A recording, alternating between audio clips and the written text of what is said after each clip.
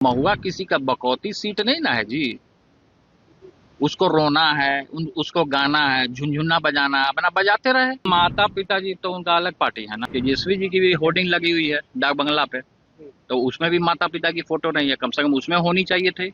माँ नवरात्रा से ये कामना करते हैं, हाथ जोड़ करके भगवान से आराधना करते हैं कि इनको थोड़ा सा सद्बुद्धि मिले कि अपना वाणी पे संयमित रखें, और नहीं तो ठंडा देंगे हम। वो बोले कि यादव पे तो वो खुद ही हाथ उठाते हैं, राम कृपाल यादव पे वो खुद ही हाथ उठाते हैं, वो यादव विरोधी तो वो खुद ही है। अगर हम यादव विरोधी होते तो हरि हराय नमः, कृष्ण यादवाय नमः, माधवाय केशवाय नमः, अगर कोई यादव है तो बोल के दिखाए।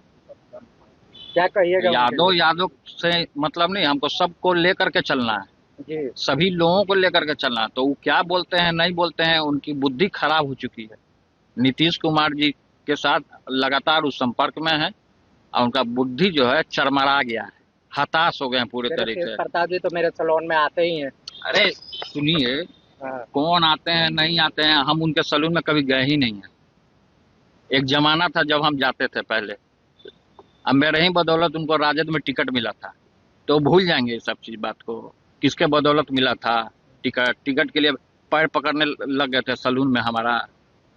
महुआ जा रहे हैं, महुआ को लेकर के आपने कहा था कि जो विधायक वो माफी नहीं मांगेगा तो हम अनशन पर बैठेंगे। तो अब देखिए, विधायक क्या माफी मांगे नहीं मांगेगा वो जानेगा, लेकिन जनता तो उनको धूल चटाएगा ना जी।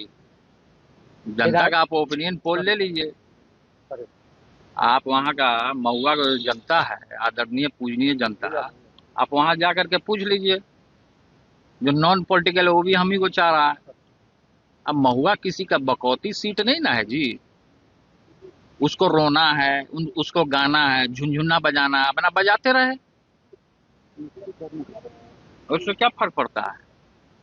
उस विधायक ने राजद विधायक ने एक और बात बोला है कि वो तो भाई विरोधी है, वो भाई विरोधी। कितने सीटों पे लड़ेगी? देखिए, राजद विधायक का क्या छवि है, कौन क्या बोला है, राजद विधायक का क्या छवि है, पूरा देश दुनिया का लोग जानता है, केंद्र के लोग बड़ी अच्छे तरीके से जानते हैं।